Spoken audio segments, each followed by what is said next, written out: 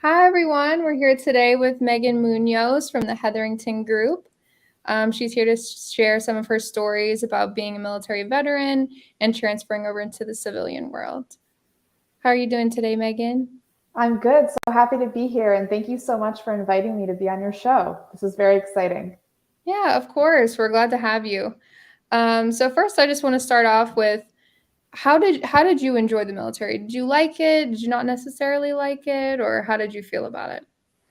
The military is a really funny beast, if you will. I will say for the large majority of my time, I absolutely loved it. I loved putting on the uniform every day. It absolutely was exciting. Uh, I've seen so many things, been to so many different places, and I don't regret it for one single day.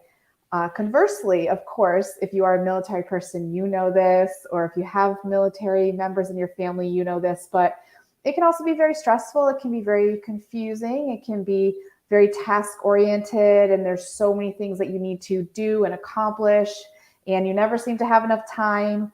And then also, it can be very boring sometimes too. You're sitting around waiting, you are waiting for flights. Let's say you're in Afghanistan or another war zone like that or another deployed location. You drag all your bags to the airport, you sit there, you wait.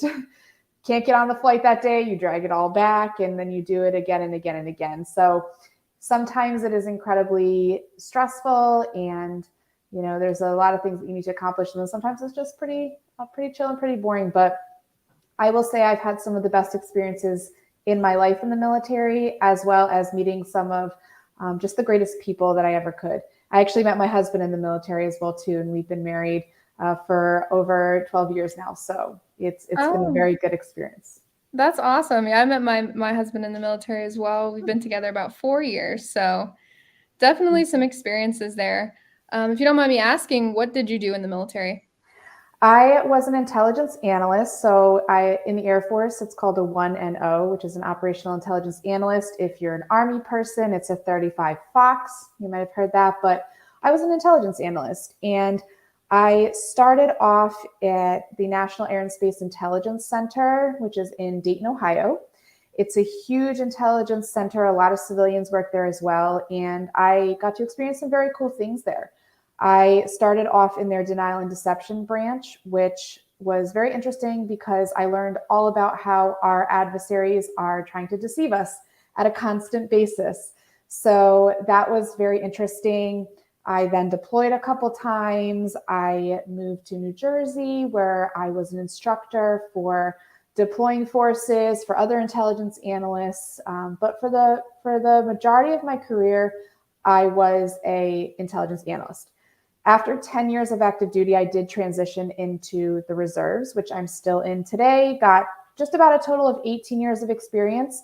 And about, I think it was 2.5 years ago, I took a special duty as a first sergeant. So most people watching will probably know what a first sergeant is, but it became a career broadening experience for me. And I've had a really wonderful time doing that job as well. I feel like I have a lot more impact as a first sergeant than maybe I did just as a regular supervisor. So I'll probably remain as a first sergeant for a couple years, and I'll probably retire as a first sergeant. That's my goal at this moment. I love that. I know first sergeants have a hard time, it is really emotionally draining. You have to go through a lot, but I'm here for all the first sergeants. I totally get it. So, um, what do you think was your most, I guess, influential moment while you were in the military? It's never what you think it's going to be. My most influential moment, I would say, it happens kind of without you knowing it. I was involved in several special duties, if you will, and I didn't want to do them. They were like exercise development. They were all these like things that took me away from my primary job. But it turned out that those sort of things really made me marketable outside of the military. So, me learning how to be an instructor, me learning how to design curriculum and run exercises and all that sort of stuff was what got me picked up in my civilian world. And So I never realized how necessary, if you will, that sort of training is. A lot of people outside of the military don't get the same sort of training that we do inside the military, and it was very valuable outside. So I would say that would have been the most influential thing that I learned, I would say. Okay. Yeah, no, for sure. Um, so we can switch over to what you do now at the Heatherington Group. Would you mind explaining that a little bit? Sure. It kind of goes along with just what I was saying before. Because I took all those special duties, because I learned how to be an instructor, learned how to create curriculum, learned how to run exercises, I was picked up as the director of education here for the Heatherington Group. So I love my job at the Heatherington Group. I get to train law enforcement, I get to train the military, I get to train private industries, all about how to be an intelligence analyst, how to collect information, how to derive intelligence from that information, how to protect whoever you may be dealing with, whether it is, human trafficked individuals, tracking them down, all the way to, teaching people on drug task forces, how to take bad people off the street, and everything in between. So I get on a regular basis to develop new and exciting trainings and go out there on the road and promote those trainings or teach those trainings to whoever might need it. So really new, exciting things on the intelligence world is the whole AI aspect of it. So I love digging into that sort of stuff, learning new technologies, learning new ways to find information. And it's just very exciting for me. I feel like anything I learn, I can turn around and give back to the communities that protect us. So I feel like it's so rewarding and so influential. And I just love to be able to give back in that way. It feels very similar to what I did in the military and while I worked on law enforcement as well. So to me, it just feels like my way to give back. Yeah, that's awesome. That sounds really cool. During these trainings, I'm curious, during these trainings, what exactly like is it like a combat kind of training or is it, like more intellectual type trainings or how do you guys do that? It's definitely very, I would say, more computer based. We are not the type of investigators that go out there, kick down doors. Some of the people we train are, but everything that we train on deals with the internet, deals with investigations in publicly accessible areas, on social media, digging through people's backgrounds, putting together patterns of life on people, and then using that information to assist in investigations, arrests, all that sort of stuff. So imagine it's a little bit more behind the scenes, intellectual and information gathering rather than, making the actual physical arrests. So Okay, yeah, it's much more computer based. that's awesome. Do you know what kind of impact it's had? Like, if you guys have been able to catch criminals and stuff like that, what do you have any percentages or anything like that? Oh, I wish I had that prepared. I don't have that Mhm. prepared, but I definitely do know that it has had great impacts. So, one of the things that we've actually partnered with is two different organizations. One is called Skull Games and one is called Raven. And they're both involved in the human trafficking aspect. We're also talking with our Department of Children and Families here in New Jersey, where I live right now, and they are using our training to help catch potential sex trafficked or runaway minors as well. So I know that it's having an impact because these are people that are ending up, on a better side of a very bad situation. I also teach for the Midwestern Counter Drug Trafficking Center. And I know that a lot of the skills that I'm teaching them have been absolutely actionable in making arrests and taking people off of the street that are trafficking drugs as well. So I don't have those exact numbers, but I oftentimes will get emails saying, hey, I was able to look up this person using these skills that you showed me to actually make an arrest. So I've actually had people during my classes following along, looking up people that they have had a hard time finding, and then being able to actually locate some more information online. So, yeah, the actual tangible Data on that I don't have, but I know it does make a difference. That's awesome. It's honestly nothing that I've actually heard before.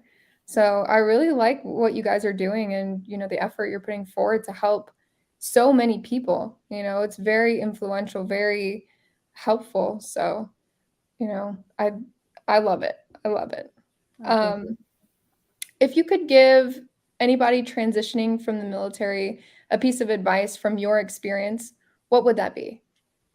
Absolutely. I actually have given several people this piece of advice, and I did allude to it earlier. There's a lot of things in the military that we do not want to do.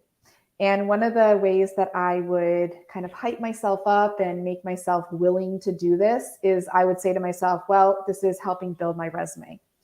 And it's absolutely true. So all of that little stuff, all of that training that you've attended, all of those special duties that you have to do, everything that you can, write it down, put it into your resume, really and truly, because you never know what a future employer is going to be looking for. You never know what makes you marketable to a certain industry. And it's probably not your original MOS or AFSC, right? It might be something else that makes you marketable. So I would say as much as you can, build that resume and then take risks, apply for that job that you might not match exactly, but at least try, at least apply for it. And then definitely create a LinkedIn. I actually got this current job from LinkedIn. I updated some things on my LinkedIn, and my current boss saw those updates and reached out to me and said, hey, I'm looking for someone to potentially help us update some curriculum. Would you be interested in talking? And next thing you know, I am now the director of the whole education section here. So I would say LinkedIn and being very active on LinkedIn, expanding your network, following those groups, chatting, commenting on things, that's really going to go a long way as well too. So don't be afraid of reaching out to contacts in your field, and then just make sure everything that you have done is documented. It's not something that's a waste whatsoever.